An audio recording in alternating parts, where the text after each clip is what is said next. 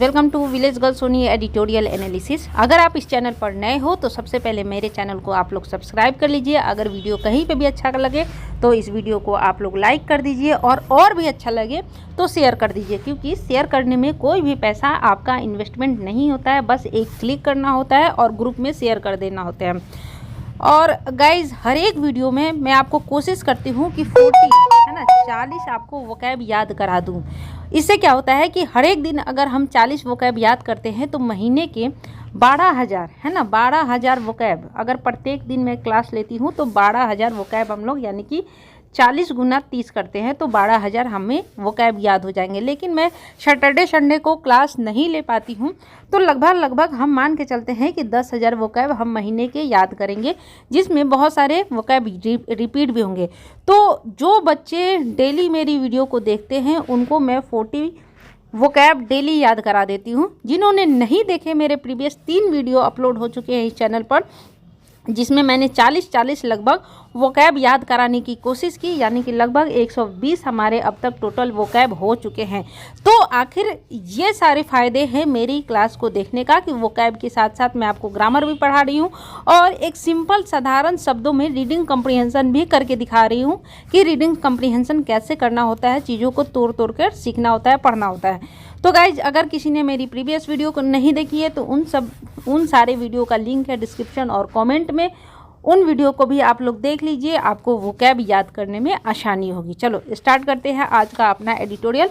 और timely halt, halt means होता है ठहराव, विराम, कुछ समय के लिए स्टॉपेज है ना।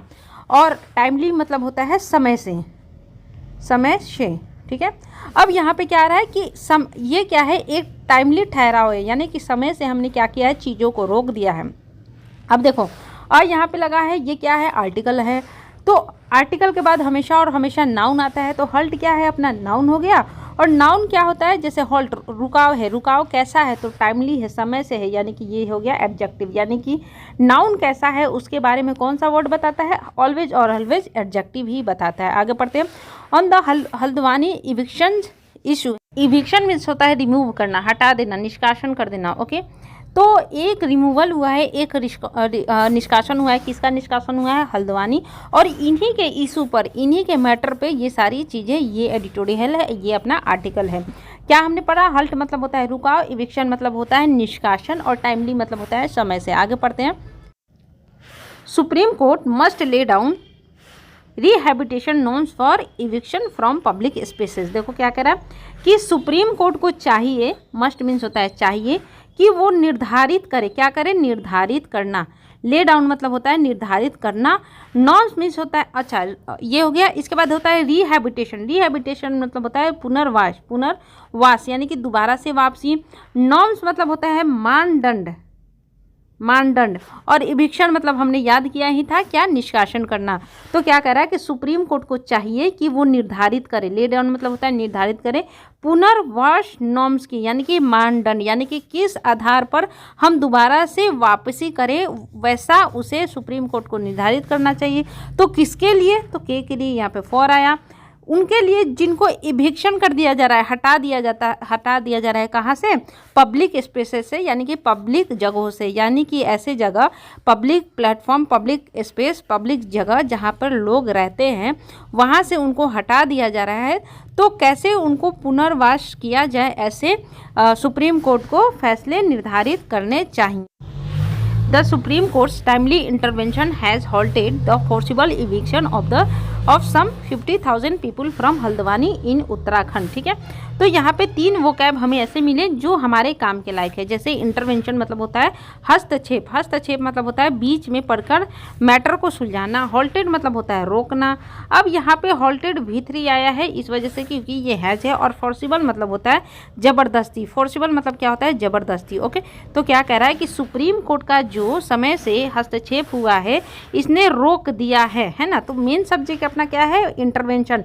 इंटरवेंशन ने ही तो क्या किया है, रोका है ना। तो इंटरवेंशन अपना सिंगुलर नाउन है, सिंगुलर है, इसी वजह से हेल्पिंग वर्ब सिंगुलर लगा, और हैज है इसी वजह से यहाँ पे V3 लगा। तो इस इंटरवेंशन ने रोक दिया है, क्या रोक दिया है, जो फोर्सिबल जबरदस्ती इविक्शन किया जा रहा था। इविक्शन मतलब निष्कासन किया जा रहा था, हटाया जा रहा था। किसको हटाया जा रहा था? लगभग 5000 लोगों को हटाया जा रहा था हल्द्वानी, जो कि उत्तराखंड में स्थित है। ओके, यानी कि जो हल्द्वानी उत्तराखंड में स्थित है वहाँ से 50,000 लोगों को हटाया जा रहा था। वो कैसे हटाया जा रहा था? ज़बरदस्ती हटाया जा रहा था। लेकिन सुप्रीम कोर्ट ने आके हस्तक्षेप किया, जिससे क्या हुआ, ये सारी चीज़ें हॉल्ट हो गई, रुक गई। ओके, आगे पढ़ते हैं।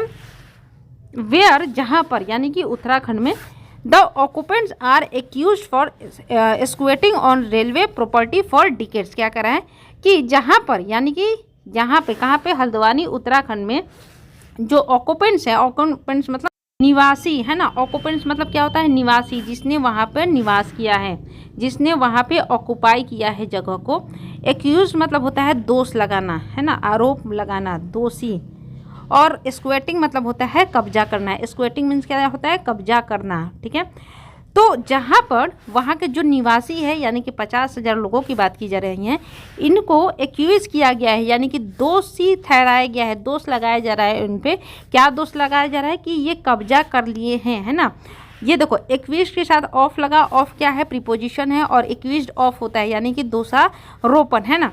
तो ऑफ के बाद अपना जो वर्ब आएगा ना, वो आईएनजी फॉर्म में आएगा, यानी कि कब्जा करना क्या है? वर्ब है। कैसे पता चल रहा है? क्योंकि एक्शन हो रहा है। तो जब भी ऑफ आए, ऑन आए, इन आए, एट आए, ये सारी चीज़ें क्या है? प्रीपोजिशन है। उसके बाद अगर वर्ब आता है तो हमेशा और हमेशा आईएनजी फॉर्म में ही आता है। ठीक है, तो इन लोगों ने क्या किया है? कब्जा कर लिया है रेलवे की प्रॉपर्टी फॉर डिकेड्स। यानी यार वो कैब याद करते हैं गाइस। देखो, डिकेड्स मतलब क्या होता है? दशकों का मतलब होता है 10 साल के एक पीरियड को हम क्या बोलते हैं? डिकेड्स। स्क्वेटिंग मतलब होता है कब्जा कर लेना। स्क्वेटिंग मतलब होता है कब्जा कर लेना। एक्यूज्ड मतलब होता है दोषी ठहराना। ऑक्यूपेंट्स मतलब होता है क्या? निवासी, जिन्होंने चीज़ों को निवास किया है, यानी कि वहाँ पे रह रहे हैं। इंटरवेंशन मतलब होता है हस्तक्षेप करना। हॉल्ट मतलब क्या होता है? रोकना। फोर्सिबल मतलब क्या होता है? जबरदस्ती। और इविक्शन मतलब क्या होता है? निष्कासन करना। रिहैबिटेशन मतलब होता है पुनर्वास। ले डाउन मतलब होता है निर्धारित करना। ले डाउन मतलब होता है निर्धारित करना। और नॉर्म्स मतलब होता है मानदंड। यानी कि अभी तक हमने लगभग 11 वोकैब याद कर लिए हैं। द उत्तराखंड हाई कोर्ट, जो उत्तराखंड की हाई कोर्ट है, हैड टेकन मतलब क्या होता है ना, है ना। तो क्या कह रहा है कि अ टफ स्टैंड अगेंस्ट, है ना। तो टेकन, स्टैंड, अगेंस्ट, तीनों एक ही साथ है। तो क्या करा है कि उत्तराखंड हाई कोर्ट ने लिया है, क्या लिया है? एक कड़ी कार्रवाई की है। किसके खिलाफ? अगेंस्ट मतलब होता है, देखो, अगर कोई भी कार्रवाई होगी ना, तो कब किसी ना किसी का खिलाफी होती है, तो हमेशा और हमेशा वहाँ पे क्या आता है? अगेंस्ट ही आता है। तो सुप्रीम कोर्ट ने क्या किया है? कड़ी कार्रवाई की है। किसके अगेंस्ट में? वहाँ के जो निवासी हैं। एंड पास्ट, और उन्होंने क्या किया है? पास किया है एक sleeve of direction that would have entail their eviction within a week. क्या? सबसे पहले देखेंगे स्लीव मतलब होता है कई, यानी कि बहुत सारे, अनेक। और इंटेल्ड मतलब होता है शामिल होना, इंक्लूड होना, शामिल होना, इंक्लूड होना। तो क्या कह रहा है कि सुप्रीम कोर्ट ने हैड टेकन, और यहाँ पे हैड पास्ट ही होगा, लेकिन दोबारा से हैड नहीं ऐड हो, तो यहाँ पे कॉमन सेंस की बात लगाई जाती है कि यहाँ पे हैड ही होगा। कि उसने क्या किया है? सुप्रीम कोर्ट ने कड़ी कार्रवाई की है और पास किया है। क्या पास किया है? कई सारे डायरेक्शन मतलब होता है नियम कानून पास किए हैं सुप्रीम कोर्ट में, जो कि क्या करेंगे? जिसमें हम क्या करेंगे? शामिल होंगे देयर इविक्शन, उनके इविक्शन कैसे किए जाएं, यानी कि लोगों को वहाँ से कैसे निष्कासित किया जाए, वो सारी चीज़ें इसमें शामिल है। किसमें? इस सारे डायरेक्शन में। विद इन अ वीक, यानी कि लोगों को एक सप्ताह के अंदर कैसे वहाँ से निष्कासित किया जाए, उसके लिए क्या किया है? बहुत सारे डायरेक्शन उत्तराखंड हाई कोर्ट ने शामिल लिए हैं। और ये सारी चीज़ें इसमें क्या है? शामिल है। इंटेल मतलब क्या होता है? शामिल होना। अब देखो एक चीज़ और क्या है, यहाँ पे हेड के साथ भीतरी लगा। ए टफ स्टैंड अगेंस्ट, यहाँ पे ऑल है, यहाँ पे स्टैंड मतलब होता है ये आप बोल सकते हो कार्रवाई, है ना। कार्रवाई हो गया। और टफ क्या हो गया? कड़ा फैसला हो गया, यानी कि ये फैसला कैसा है? टफ है, मुश्किल है। तो ये क्या हो गया? एडजेक्टिव हो गया, क्योंकि आर्टिकल अ है, तो इससे हमें पता चल रहा है कि स्टैंड क्या है? नाउन है, और ये नाउन कैसा है? टफ है। और किसी ना किसी के खिलाफ ही कार्रवाई होती है, तो ये अगेंस्ट होता है। और क्या बता दूँ मैं? ये स्लीव मतलब होता है अनेक, अनेक है, यानी कि इसके बाद आने वाला नाउन हमेशा प्लूरल होगा, क्योंकि अनेक सारी चीज़ों में तो बहुत सारे नाउन आएंगे ना, तो इसी वजह से यहाँ पे डायरेक्शन हुआ है। अब आगे पढ़ते हैं। बैक्ड बाय फोर्स, यानी कि क्या, बैक मतलब होता है सपोर्ट, सहायता देना। तो इस चीज़ के लिए वो क्या करेंगे, सहायता लेंगे। सहायता लेंगे, किसकी सहायता लेंगे, फोर्स की सहायता लेंगे, सेनाएं की सहायता लेंगे, पुलिस फोर्स की सहायता लेंगे, ऐसे बोल सकते हैं। इंक्लूडिंग, जिसमें क्या होगा, जुड़े होंगे, शामिल होंगे। क्या शामिल होंगे, इंक्लूड मतलब होता है शामिल होना, और यहाँ पे इंटेल्ड मतलब भी हमने सीखा था शामिल होगा, जिसमें शामिल होंगे the deployment of parliamentary forces, यानी कि ये जो फोर्स होंगे ना उसमें क्या क्या शामिल होंगे, जो डिप्लॉयमेंट है, किस चीज़ का डिप्लॉयमेंट, जो पारा मिलिट्री फोर्स है ना वो भी यहाँ पे इस फोर्स में शामिल होंगे। यहाँ पे डिप्लॉयमेंट मतलब होता है तैनाती करना, तैनाती करना। क्या, डिप्लॉयमेंट मतलब होता है तैनाती करना, तैनाती करना, ठीक है। तो देयर इविक्शन, उनके जो इविक्शन है, अब यहाँ पे देयर इस वजह से लगा क्योंकि हम 50,000 लोगों की बातें कर रहे हैं कि उनका जो निष्कासन होगा वो 1 वीक के अंदर होगा, जिसको सहायता मिलेगी फोर्स के द्वारा। फोर्स यानी कि मदद करेंगे इन सारी चीज़ों को करने में, जिसमें शामिल होगी कि हम तैनाती करेंगे पारामिलिट्री फोर्सेस का, है ना। आगे पढ़ते हैं। इट इज़ सिग्निफिकेंट मतलब होता है महत्वपूर्ण, यह महत्वपूर्ण है डैट कि the bench underscore the human angle to the issue and spoke about the need for rehabilitation before eviction while staying the order. क्या कह रहा है कि ये महत्वपूर्ण है कि ये जो बेंच है, बेंच बोले तो ये जो हाई कोर्ट का जो पैनल होगा, उसने क्या किया है, अंडर स्कोर्ड किया है। क्या अंडर स्कोर्ड किया है ना, अंडर स्कोर। देखो गाइज ये बहुत आता है एग्जाम में। अंडर स्कोर मतलब होता है जोड़ देना, किसी चीज़ को जोड़ देकर बोलना, है ना। तो ये जो बेंच है, जो न्यायपीठ है, इसने क्या किया है, जोड़ दिया है। किस चीज़ पर जोड़ दिया है, द ह्यूमन एंगल, यानी कि इंसानों से जुड़ा हुआ जो यहाँ पे दृष्टिकोण है ना, उन सारी चीज़ों पे इसने ज़्यादा फोकस किया है। टू द इशू, इस इशू से, ये जो मुद्दा है, जो इविक्शन का मुद्दा है ना, कोर्ट ने क्या किया है, इसको ह्यूमन एंगल से जांचना स्टार्ट किया है। और स्पोक अबाउट, और कोर्ट ने कहा कि द नीड फॉर रिहैबिलिटेशन, जो हमें ज़रूरत है किस चीज़ की, पुनर्वास की, यानी कि दोबारा से उन लोगों को अपने जगह पर लाने की, बिफोर इविक्शन यानी कि निष्कासन के पहले, वाइल स्टेइंग द ऑर्डर, यानी कि क्या कर रहे थे, जब उस कोर्ट ने स्टे किया। स्टे मतलब होता है रोक देना, स्टे मतलब क्या होता है, रोक देना। क्या करना, रोक देना। देखो सुप्रीम उत्तराखंड हाई कोर्ट, जो उत्तराखंड की कोर्ट है, उसने तो ये बोला कि यहाँ के लोगों को 1 सप्ताह के अंदर ही यहाँ से निकाल दो, लेकिन सुप्रीम कोर्ट ने ये बोला, यहाँ पे क्या करा है, सुप्रीम कोर्ट ने इस बात पे जोर दिया कि भैया हम लोग इंसानों से जुड़े हुए चीज़ों को इसको जोर से कर देखते हैं। और सुप्रीम कोर्ट ने ये बोला कि जो ये पुनर्वास है ना, ये हमें निष्कासन के पहले ही कर देना है ना, वाइल स्टेइंग द ऑर्डर। और ये जो उत्तराखंड हाई कोर्ट ने ऑर्डर दिया था ना लोगों को हटाने का, तो इसको भी इसने क्या किया, स्टे कर दिया, यानी कि रोक दिया। क्या कर दिया, स्टे कर दिया, यानी कि रोक दिया। समझिए चीज़ों को, क्योंकि हम यहाँ पे 2 कोर्ट की बात कर रहे हैं, एक सुप्रीम कोर्ट की और एक उत्तराखंड हाई कोर्ट की। In an earlier round of litigation over the same land, क्या कराएं कि जब पहले भी ऐसा राउंड हुआ था, राउंड मतलब होना, मुकदमा हुआ था। यहाँ पे क्या है, लिटिगेशन मतलब होता है मुकदमाबाजी, मुकदमाबाजी, है ना, मुकदमा कर देना। तो जब पहले भी सेम जगह के लिए, सेम लैंड के लिए मुकदमाबाजी हुई थी, which adjoins the Haldwani railway station court, जो जुड़ती है, किससे जुड़ती है, एडजॉइंस मीन्स क्या होता है, एडजॉइंस मतलब होता है जुड़ा होना, एडजॉइंस मीन्स क्या होता है, जुड़ा होना, ठीक है। तो ये जो लैंड है ना, वो जुड़ी हुई है, किससे जुड़ी हुई है, हल्द्वानी रेलवे स्टेशन से जुड़ी हुई है, जिस लैंड को लेकर झगड़ा चल रहा है। कोर्ट्स ने ऑर्डर दिया, had allowed proceedings against individual occupants under the public premises eviction of unauthorised occupants act 1971 to be completed. क्या कह रहा है, देखो चीज़ों को समझते हैं। अब यहाँ पे प्रोसीडिंग्स मतलब क्या होता है, कार्यवाही, क्या होना है, कार्रवाई करना, है ना, कार्यवाही करना। और यहाँ पे प्रीमाइसेस मतलब होता है परिसर, ओके, परिसर। तो हमने क्या कहा कि एक पहले भी मुकदमाबाजी हुई थी सेम लैंड को लेकर, जो जोड़ती है हल्द्वानी रेलवे स्टेशन से। कोर्ट ने क्या किया, ऑर्डर्स हैड अलाउड, कोर्ट्स के ऑर्डर ने क्या किया है, अलाउ कर दिया कि इनके खिलाफ क्या हो, मुकदमा, यानी कि इनके खिलाफ मुकदमाबाजी हो, जवाबदेही कार्रवाई हो, है ना। तो किनके खिलाफ कार्रवाई हो, तो कार्रवाई किसी ना किसी के खिलाफ ही होती है, तो प्रोसीडिंग अगेंस्ट होगी। तो कार्रवाई की जाए किसके अगेंस्ट में, जो वहाँ पे इंडिविजुअल ऑक्यूपेंट्स हैं, यानी कि प्रत्येक आदमी पर वहाँ पे क्या किया जाए, कार्रवाई की जाए। किसके अंडर में, पब्लिक प्रीमाइसेस, ये जो एक्ट है ना उसके अंडर में ये कार्रवाई की जाए। यानी कि अकॉर्डिंग टू पब्लिक प्रीमाइसेस 1971 क्या कर रहा है कि कोर्ट ने ऑर्डर दिया था कि जो भी लोग वहाँ पे रह रहे हैं इलीगल तौर पे, उनके खिलाफ क्या हो, कार्रवाई की जाए। किस कोर्ट ने बोली थी, उत्तराखंड कोर्ट ने बोला था। अब क्या कर रहा है, दिस टाइम टू, इस समय भी, it was on a PIL मतलब होता है कानूनी कार्रवाई करना, ऐसा आप बोल सकते हो, ठीक है।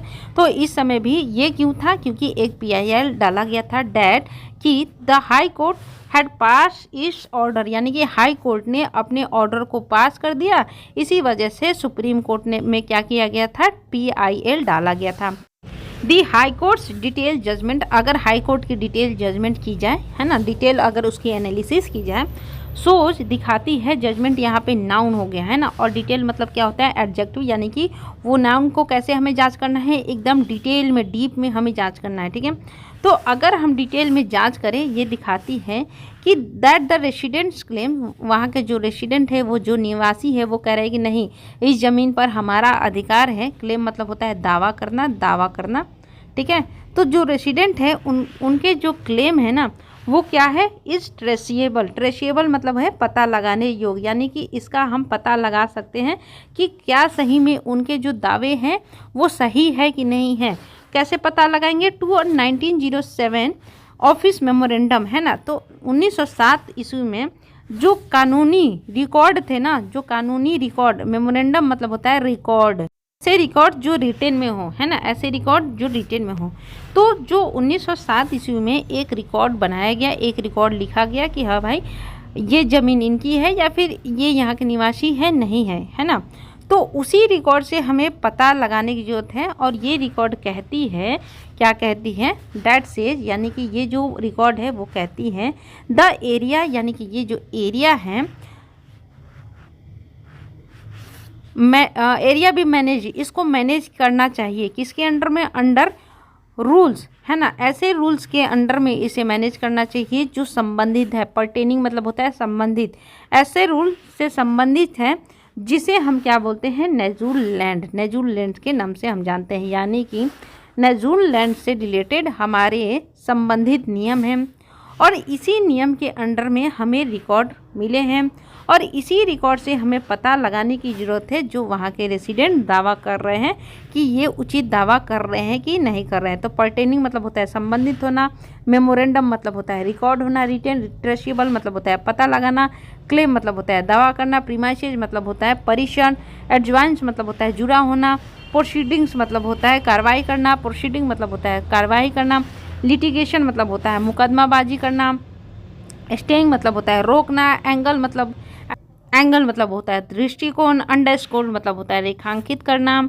या फिर जोर लगाना, बैक्ड मतलब होता है सपोर्ट करना, स्टैंड मतलब होता है कार्रवाई करना, अगेंस्ट मतलब होता है किसी के विपरीत, इंटेल्ड मतलब होता है शामिल करना।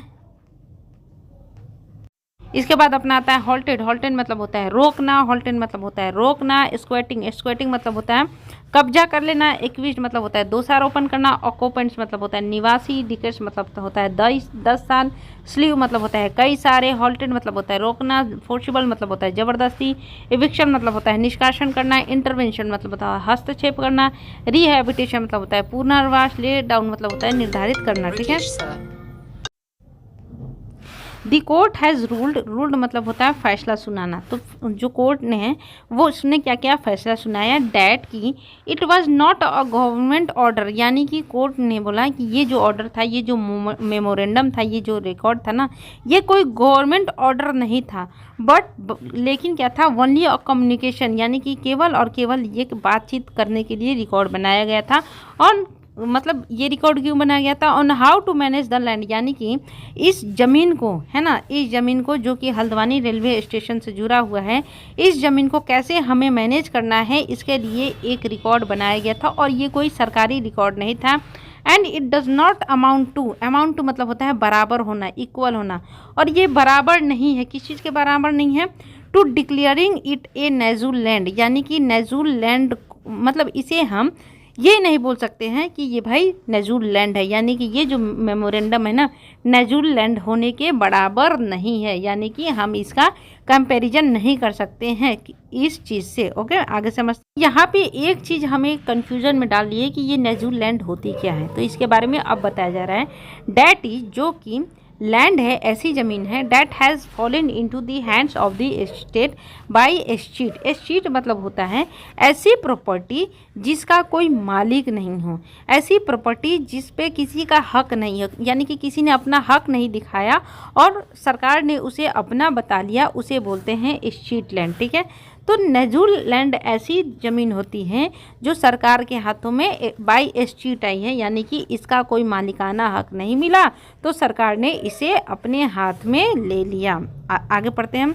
As one of the nazul rules, ये देखो गाइस, ये वन ऑफ है ना, वन ऑफ के बाद याद रखना कि जो नाउन आता है ना, प्लूरल आता है, तो ये क्या हो गया, रूल्स आ गए यहाँ पे।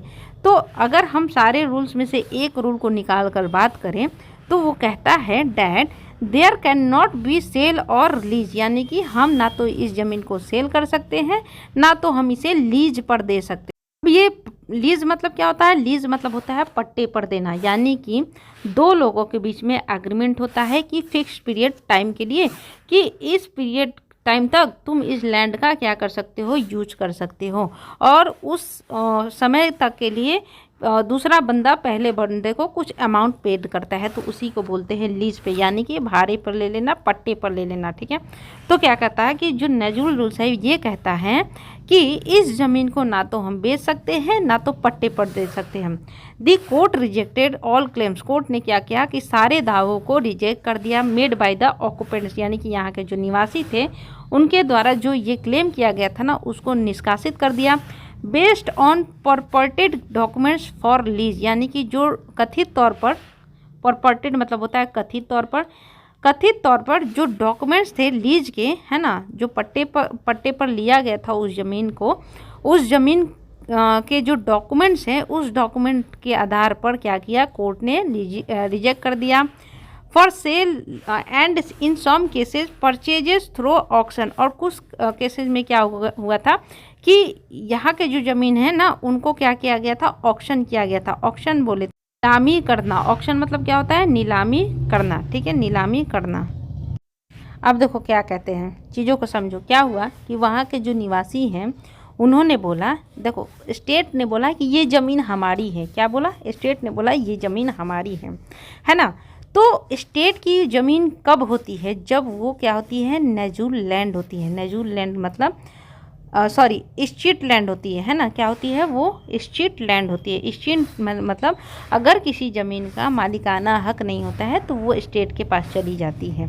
लेकिन वहाँ के लोगों का कहना ये है कि हमारे पास डॉक्यूमेंट्स हैं, ऐसे डॉक्यूमेंट्स हैं जिससे ये पता चलता है कि इस ज़मीन को लीज पर या फिर बेचकर, या फिर कुछ केसेस में क्या हुआ है, बेचा भी गया है। देखो क्या कह रहे हैं,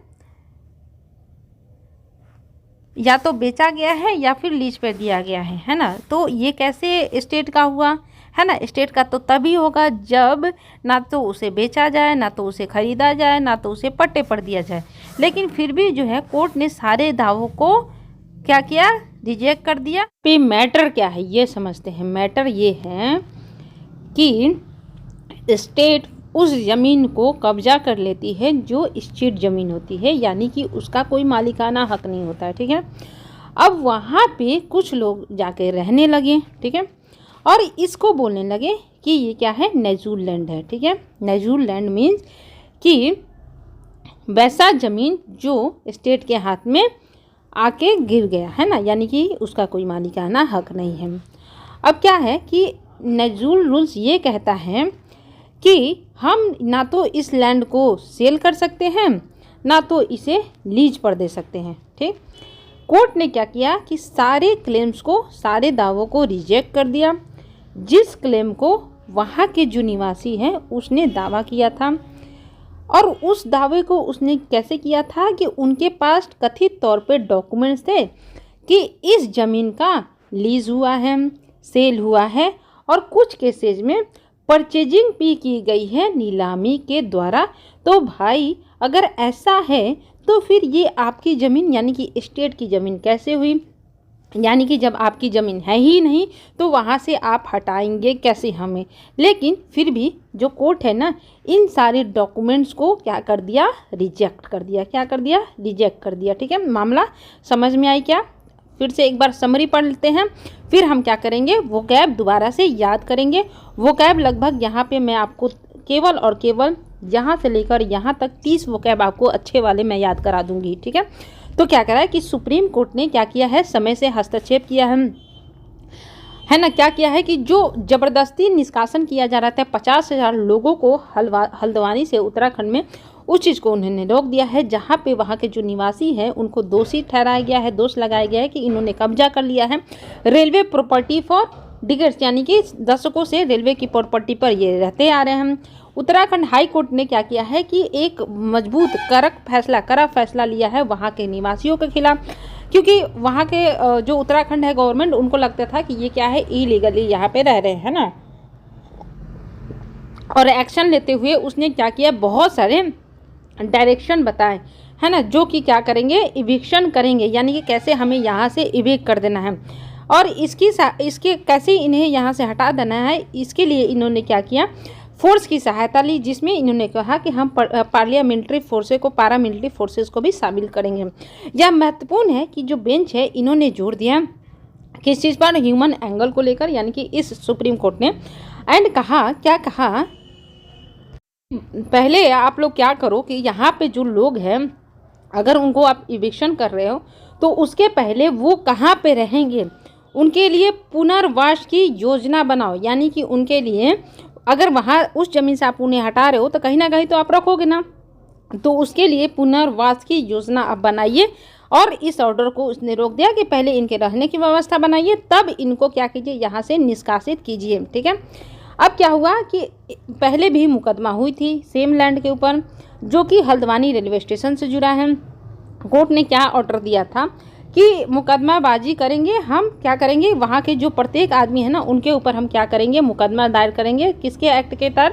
एक्ट 1971 के तहत। इस समय भी क्या हुआ है कि जो PIL ये दायर की गई है कोर्ट में, उस कोर्ट ने क्या किया, ऑर्डर को पास कर दिया।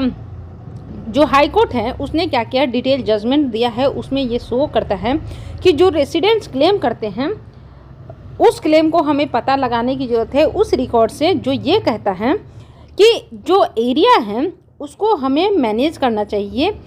किसके अंडर में, किस चीज़ को शामिल करके, नजूल लैंड के अंडर हमें इस एरिया को क्या करना चाहिए, मैनेज करना है ना। तो अब क्या करा कि जो कोर्ट है इसने ये फैसला दिया कि ये कोई गवर्नमेंट मेमोरेंडम नहीं है, रिकॉर्ड नहीं है, बल्कि एक केवल कम्युनिकेशन, बातचीत के लिए बनाया गया नियम था।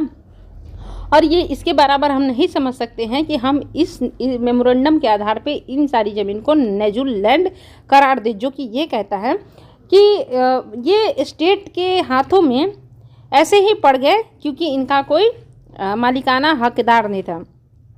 अब नजूल का एक नियम ये भी कहता है कि अगर हम that there cannot be sale or lease, यानी कि हम इस ज़मीन को ना तो सेल कर सकते हैं ना तो पट्टे पे दे सकते हैं।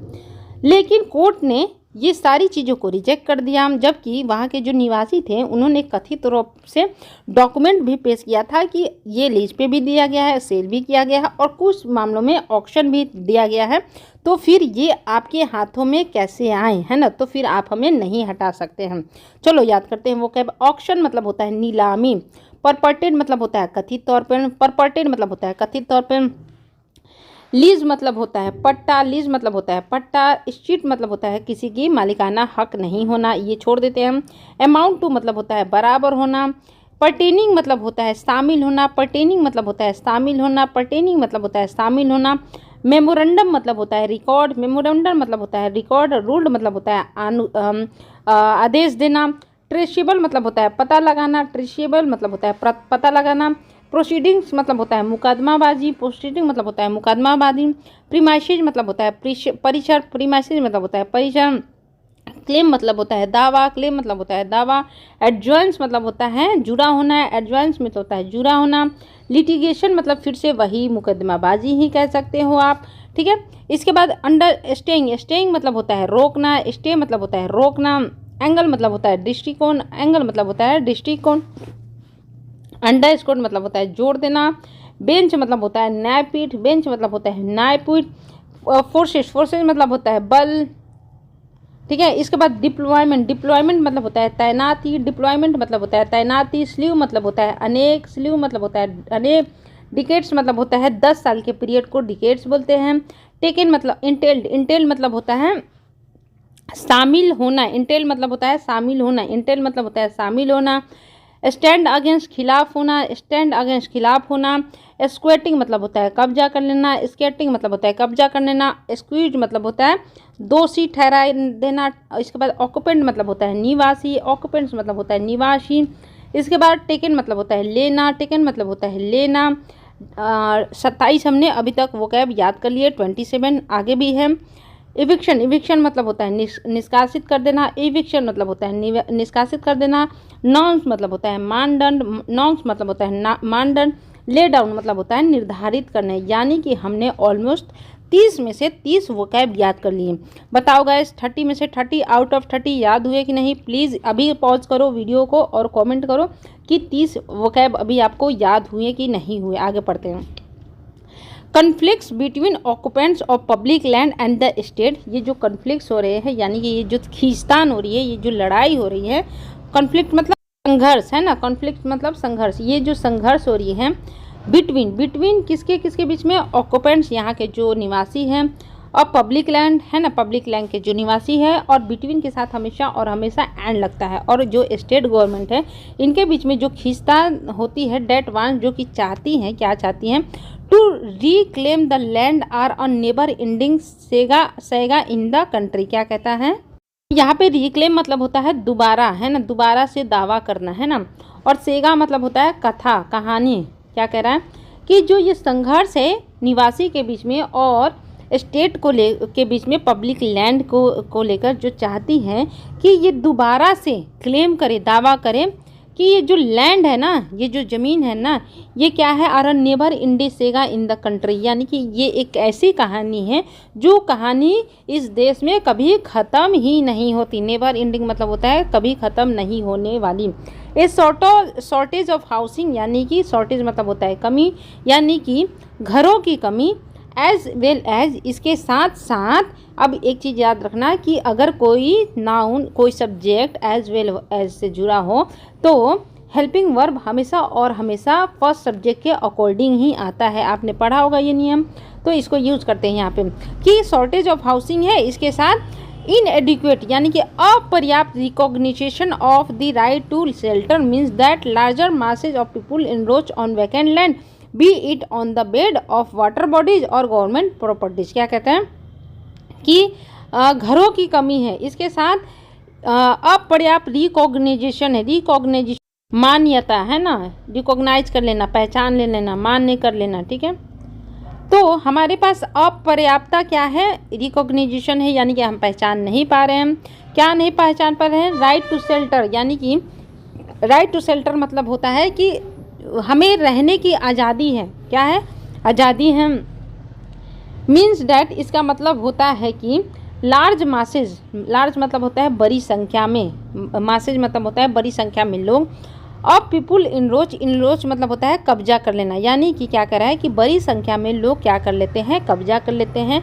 किस पे कब्जा कर लेते हैं, खाली जगहों पे है ना, खाली जगहों पे, चाहे B it on the bed of water bodies, यानी कि जो वाटर बॉडीज होती हैं उसके ऊपर या फिर गवर्नमेंट प्रॉपर्टी के ऊपर ये क्या करते हैं, कब्जा कर लेते हैं। अब यहाँ पे बेड कहने का मतलब नदी के तल के ऊपर है ना। तो क्या कह रहा है, वैकेंट मतलब होता है खाली, इनरोच मतलब होता है कब्जा कर लेना अवैध रूप से। मासेज मतलब होता है बड़ी संख्या में। शेल्टर, राइट टू शेल्टर मतलब रहने की आज़ादी। क्या कह रहा है कि हमारे पास एक तो घरों की कमी है, इसके बाद हमारे पास पहचान ही नहीं है कि हमारे पास कौन से अधिकार है जो हमें शेल्टर की आज़ादी देती हैं। इसका मतलब ये होता है, इसके कारण ये होता है कि जो बड़ी संख्या में पीपुल है ना, लोग हैं ना, वो क्या कर लेते हैं, कब्जा कर लेते हैं खाली जगहों पे, चाहे वो नदियों के किनारे हो, नदियों के नीचे हो, या फिर गवर्नमेंट की प्रॉपर्टी के ऊपर है, क्योंकि हमारे पास बेसिक जानकारी ही नहीं है। दिस ऑफन लीड्स, जो हमेशा क्या करती है, ऑफन मतलब होता है प्रायः, और लीड्स टू मतलब होता है वजह बनना। ठीक है, वजह बनना। ठीक, तो जो कि क्या होती है, प्रायः वजह बनती है। Attempts to evict the occupants and spoils litigation. तो यहाँ पे हमने पढ़ा था इविक्ट मतलब होता है बेदखल कर देना। इविक्शन मतलब होता है बेदखल कर देना, और स्पॉइल्स मतलब होता है जन्म देना, स्टार्ट करना। क्या करना, स्टार्ट करना। तो क्या होता है कि जिससे क्या होता है, प्रायः हमें क्या होती है, लीड्स टू हो जाती है। लीड्स टू कहने का मतलब हमने बताया वजह बनना, जो कि वजह बनती है। क्या वजह बनती है कि हम बार बार अटेम्प्ट करते हैं लोगों को हटाने की, निष्कासित करने की वहाँ से, और क्या करने की, जन्म देने की, यानी कि स्टार्ट करने की, मुकदमाबाजी है ना, वैधता स्टार्ट करने की। इनवेरिएबली है ना, अगर हम देखें हमेशा, इनवेरिएबली मतलब होता है हमेशा, अनिवार्य रूप से, हमेशा। ठीक है, तो हमेशा देयर आर क्लेम्स, हमेशा ये क्या होते हैं, दावे आते हैं। टू ऑक्युपेंसी राइट्स, यानी कि ऑक्युपेंसी राइट्स को लेके, अधिकारों के लेके, यानी कि ऑक्युपाई यानी कि वहाँ पे कि मेरा जगह है, गवर्नमेंट बोलती है मेरी जगह है, रेसिडेंट बोलते हैं मेरी जगह है। तो ऐसे ऐसे दावे क्या होते हैं, रहते हैं। Based on long years of stay, यानी कि अगर कोई लंबे समय तक रह जाता है ना किसी जगह पर, तो उस जगह के लिए क्या करने लगता है, क्लेम्स करने लगता है, दावे करने लगता है। हमेशा ये देखा जाता है। स्टे मतलब होता है रुकना। एट द सेम लोकेशन, अगर किसी जगह पर कोई पर्सन लंबे समय तक रहने लगे तो वो क्या करता है, उस चीज़ का क्या करता है, ऑक्युपेंसी करने लगता है कि ये तो जगह मेरी है। हमेशा ऐसा देखा जाता है। There are court judgments, court की जजमेंट है डैट की stress rehabilitation measures and consultation with the oustees before eviction, है ना। क्या कर रहा है कि कोर्ट ने ऑर्डर दिया है, तो इस कोर्ट ने क्या किया है, जोर दिया है। स्ट्रेस मतलब होता है जोर देना, है ना, किसी बात पर जोर देना। तो कोर्ट ने जोर दिया है, किस बात पे जोर दिया है कि ये जो पुनर्वास मेजर है, यानी कि अगर एक जगह से दूसरे जगह पे लोगों को ले जाया जा रहा है तो उस जगह के लिए मतलब लोगों के लिए दूसरी जगह बनाई जाए तो उसे बोलते हैं रिहैबिटेशन, है ना। तो कोर्ट ने ये जोर दिया है कि जो रिहैबिटेशन नियम कानून है और कंसल्टेशन है, यानी कि सलाह है, विद द आउस्टीज, आउस्टीज मतलब होता है ऐसे लोग जिनको हटा दिया गया उस जगह से, ठीक है, हटा दिया गया है, बिफोर इविक्शन। तो कोर्ट ने ये बोला है कि हम क्या करें कि अगर किसी लोग को वहाँ से हटा रहे हैं तो पहले हमें उनसे बातचीत करनी चाहिए और उनके लिए रिहैबिटेशन मेजर्स लेने चाहिए। अब क्या कह रहा है, सम कोर्ट्स हैव ऑल्सो रिकॉर्डेड, कुछ कोर्ट्स ने क्या क्या है, रिकॉर्ड किया है। क्या रिकॉर्ड किया है, देखो सम के बाद अगर नाउन काउंटेबल आए तो हमेशा वो क्या होता है, प्लूरल ही होता है। तो कुछ कोर्ट्स ने क्या किया, रिकॉर्ड किया है ये व्यू, ये दृष्टिकोण डैट की मैंडेटरी, मैंडेटरी मतलब होता है आवश्यक, आवश्यक हमें क्या करना चाहिए, रिहैबिटेशन करना चाहिए, पुनर्वास करना चाहिए। May prove to be an incentives for encroachment, encroachment और इंसेंटिव्स मीन्स क्या होता है, इंसेंटिव मतलब होता है प्रोत्साहन देना और इनरोचमेंट मतलब होता है अतिक्रमण करना। अतिक्रमण मतलब किसी जगह पर क्या करना, कब्जा कर लेना, ठीक है। तो क्या कह रहा है कि कोर्ट्स ने रिकॉर्ड किया है ये दृष्टिकोण कि अगर हम आवश्यक पुनर्वास लेकर आए तो ये साबित कर सकता है एक प्रोत्साहन, किसके लिए, इनरोचमेंट के लिए, यानी कि अतिक्रमण के लिए एक प्रोत्साहन दे सकता है। द हल्द्वानी इविक्शन, जो हल्द्वानी का इविक्शन हुआ है। अच्छा, यहाँ पे फिर से एक बार समझ लो, कोर्ट का ऐसा मानना है कि अगर हम आवश्यक पुनर्वास करें तो इससे क्या होगा कि प्रोत्साहन मिलेगा, यानी कि हमारे जो इनरोचमेंट है, अतिक्रमण, यानी कि उस जगह को वापसी लेने में हमें क्या होगी, प्रोत्साहन मिलेगी, सहायता मिलेगी, ठीक है। दी हल्द्वानी इविक्शन, जो हल्द्वानी में इविक्शन हुआ, निष्कासन ही हुआ, एफर्ट हैज़ अनफॉर्चुनेटली, इसने क्या किया है, दुर्भाग्यपूर्ण से, टेकन कम्युनल ओवरटोन्स, कम्युनल मतलब होता है जात पात से रिलेटेड, जातिवाद, और ओवरटोन मतलब होता है रंग, है ना। तो जो लोगों को वहाँ से हटाया गया है तो उसने क्या हुआ है, सांप्रदायिक, है ना, संप्रदाय से रिलेटेड रंग ले लिया है। एंड देयर अपीयर्स, और ये मालूम पड़ती है, अपीयर्स मतलब होता है मालूम पड़ना, to be a clamour for early eviction of the Muslim residents, और ऐसा मालूम पड़ता है ना, कि ये जो इविक्शन हुआ है ये मांग है, क्लेमर मतलब होता है मांग करना, डिमांड करना, रिक्वेस्ट करना, ठीक है। तो ये मांग के कारण हुआ है for early eviction of the Muslim resident. तो ये जो इविक्शन हुआ है, निष्कासन हुआ है, ये इस आधार पर, इस मांग पर किया गया है कि जो वहाँ के मुस्लिम रेसिडेंट हैं, निवासी है, उनको जल्दी से जल्दी वहाँ से हटाया जाए, ऐसा अब प्रतीत होने लगा है। India does not have a good record, India के पास कोई अच्छा रिकॉर्ड नहीं है ऑन रिहैबिटेशन, यानी कि पुनर्वास के मामले पर।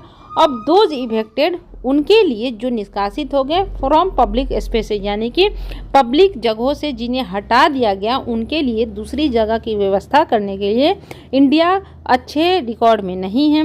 एंड दिस केस, और ये जो मामला है, present an opportunity to the supreme court, एक अपॉर्चुनिटी देता है सुप्रीम कोर्ट को कि वो निर्धारित करे, ले डाउन करें द लॉ को, नियम को, ऑन मीनिंगफुल रिहैबिटेशन, की हम क्या करें, एक मीनिंगफुल रिहैबिटेशन कर सकें, एज वेल, और इसके साथ साथ इफेक्टिव प्रिवेंटेशन ऑफ इन्रोचमेंट्स कर सके। यानी कि देखो कह रहा है कि ये जो मामला है, ये सुप्रीम कोर्ट को एक अपॉर्चुनिटी देता है, एक मौका देता है कि वो इस मामले के ऊपर को अच्छे से डील करे और निर्धारित करे कि जो हम एक मीनिंगफुल रिहैबिटेशन, पुनर्वास की योजना बनाए। इसके साथ साथ कैसे जो ये इंक्रोचमेंट होते हैं, जो अतिक्रमण होते हैं, जो अधिकार पब्लिक प्लेसेस पे अपने अधिकार जमा लिए जाते हैं, इसको हम कैसे दूर करें, प्रिवेंटेशन मतलब होता है दूर करना, इस मामले भी सुप्रीम कोर्ट कुछ काम करे। ठीक है, अब थोड़ा समरी समझते हैं, फिर वो कैब समझेंगे, फिर पूरा का पूरा वो कैब समझेंगे। ठीक है, अब क्या हुआ है, संघर्ष हो रहा है पब्लिक लैंड को लेकर और स्टेट को लेकर, है ना, पब्लिक लैंड ऑक्यूपेंट्स को और स्टेट को लेकर, है ना, जो रिक्लेम करते हैं कि ये जो लैंड को, पब्लिक लैंड को कब्जा करने की जो ये कहानी है ना, ये कभी ख़त्म होने वाली कहानी नहीं इस देश में। अब क्या है कि एक तो घर की कमी है इस देश में, इसके साथ साथ हमारे पास राइट टू शेल्टर का कैसे पहचाने, है ना, उसके पास हमारे पास पहचानने का कोई अच्छा मेजरमेंट नहीं है ना, जिससे क्या होता है कि जो बड़ी संख्या में लोग होते हैं ना, वो क्या करते हैं, जो खाली जगह होते हैं उस पर जाके रहने लगते हैं, चाहे वो नदियों के किनारे हो, समुंदर के आसपास हो, समुंदर के नीचे हो, नदियों के नीचे हो, पुल के नीचे हो, कहीं पे भी खाली जगह देख लिया, वहाँ पे वो अपना ही प्रॉपर्टी समझ के रहने लगते हैं। जिससे क्या होता है, इससे क्या होता है कि बहुत सारे हम अटेम्प्ट्स करते हैं वहाँ से लोगों को हटाने के, जिससे क्या होता है कि अगर हम उनको वहाँ से हटाएंगे तो वो जन्म देंगे मुकदमाबाजी को, है ना, वो बोलेंगे हम हटेंगे ही नहीं, और गवर्नमेंट बोलेगी तुम्हें हटना ही है, जिससे क्या होगा, मुकदमाबाजी स्टार्ट हो जाती है। हमेशा से क्लेम ये आता रहा है कि जो ऑक्यूपेंसी राइट होते हैं, यानी कि कौन लोग रहते हैं, जो लोग वहाँ पे रहते हैं, उस रहने को लेकर जो अधिकार होते हैं ना, वो लॉन्ग ईयर्स, अगर कोई लंबे समय तक वहाँ पे रह जाता है सेम लोकेशन पे, तो वो क्या कहता है कि भैया इस पे तो मेरा ही अधिकार है। अब जो कोर्ट का जजमेंट है जो जोर देता है कि पुनर्वास मेजरमेंट लिया जाना चाहिए और कंसल्ट करना चाहिए उन लोगों से जिनको वहाँ से हटा दिया गया है ना, उनसे हमें क्या करना चाहिए, रिहैबिटेशन मेजरमेंट और कंसल्टेशन करना चाहिए। कुछ कोर्ट्स ने ऐसा भी बोला है कि हमें क्या करना चाहिए, जरूरी पुनर्वास नियम बनाने चाहिए जो कि प्रोत्साहन देंगे इनरोचमेंट में। अब ये जो हल्द्वानी इविक्शन है, मैटर है, इसने क्या किया है, दुर्भाग्यपूर्ण से सांप्रदायिक रंग ले लिया है, यानी कि इसको संप्रदाय से जोड़ कर देख लिया जा रहा है, और ऐसा माना जा रहा है कि मुसलमानों को हटाने की मांग के कारण ऐसा हो रहा है। भारत के पास पहले ही से मतलब अच्छी इमेज नहीं है इसको रिहैबिटेशन को लेकर, और इस केस ने इसकी और भी इमेज ख़राब कर दी है। अब ये जो केस है सुप्रीम कोर्ट को इसको अपॉर्चुनिटी की तरह लेना चाहिए और एक अच्छी सी रिहैबिलिटेशन नियम बनानी चाहिए और कैसे इन्वेस्टमेंट रोका जाए इसके लिए भी नियम कानून बनाने चाहिए। ठीक है, फिर से वो क्या याद करते हैं। देखो हमने पढ़ा प्रिवेंटेशन मतलब होता है रोकना। ओके 30 हमने ऊपर याद किए थे, ये हमारा 31वां हो गया। क्लेमर मतलब क्या होता है, मांग करना, डिमांड करना, मांग करना। ठीक है, केस हम याद नहीं करेंगे। कम्युनल मतलब होता है सांप्रदायिक, है ना। ओवरटोन्स मतलब होता है रंग। इनरोचमेंट मतलब होता है अतिक्रमण। इंसेंटिव्स मतलब होता है प्रोत्साहन। इंसेंटिव मतलब होता है प्रोत्साहन। स्ट्रेस मतलब होता है जोर देना। स्ट्रेस मतलब होता है जोर देना। आउस्टी मतलब होता है ऐसे लोग जिनको बेदखल कर दिया गया है। स्पॉइंस मतलब होता है जन्म देना, स्टार्ट करना। इविक्ट मतलब होता है निष्कासित करना, जो कि हमने शायद ऊपर पढ़ा था तो इसको काउंट नहीं करेंगे। ठीक है, इनवेरिएबली मतलब होता है हमेशा। इनवेरिएबली मतलब होता है हमेशा। ऑफेंस मतलब होता है प्राय। ऑफेन मतलब होता है प्राय। लीड्स टू मतलब होता है वजह बनना। लीड्स टू मतलब होता है वजह बनना। वैकेंट मतलब होता है खाली जगह। वैकेंट मतलब होता है खाली जगह। रिकॉग्निजेशन मतलब होता है पहचान करना। रिकॉग्निजेशन मतलब होता है पहचान करना। ओके, इसके बाद रीक्लेम मतलब होता है दोबारा दावा करना। रीक्लेम मतलब होता है दोबारा दावा करना। शॉर्टेज मतलब होता है कमी। शॉर्टेज मीन्स होता है कमी। शेल्टर मतलब होता है आवास। शेल्टर मतलब क्या हो गया, आवास। ठीक है, सेगा मतलब होता है कहानी। सेगा मतलब होता है कहानी। इसके बाद अपना क्या हो गया, कन्फ्लिक्ट। कन्फ्लिक्ट मतलब होता है संघर्ष। कन्फ्लिक्ट मीन्स होता है संघर्ष। सो गाइज हमने लगभग 56 वोकैब याद किया। अगर आपने लास्ट तक वीडियो देखे हैं तो प्लीज़ बताओ 56 में आपके कितने वोकैब याद हुए। चलो फिर से याद कर लेते हैं। क्लेमर तुम बताओ, कम्युनल तुम बताओ, आंख बंद करके याद करने की कोशिश करो। Overtone, incentive, encroachment, stress, oustees, spawns, evict, often, leads to, invariably. इसके बाद marshes, encroach, vacant, wade, recognition, reclaim, shortage, shelter, saga, conflict, है ना। इसके बाद प्रिवेंटेशन, इनरोचमेंट। बताओ कितना याद हुआ। परपर्टेड, ऑक्शन, चीट, ऑक्शन मतलब होता है नीलामी। इसके बाद पर्टेनिंग, रूल्ड, मेमोरेंडम, लीज, ट्रेशिएबल, premises, staying, adjoins, underscored, proceedings, litigation, forces, deployment, bench, bagged, entailed, sleeve, dictates, taken, stand against, squatting, accused, occupants, है ना। तो ये सारे हमने लगभग 56 वोकैब याद कर लिए। कि लास्ट में यही बोलूँगी, वीडियो अच्छी लगी हो तो प्लीज़ लाइक कर दीजिएगा, शेयर एंड सब्सक्राइब। बाय।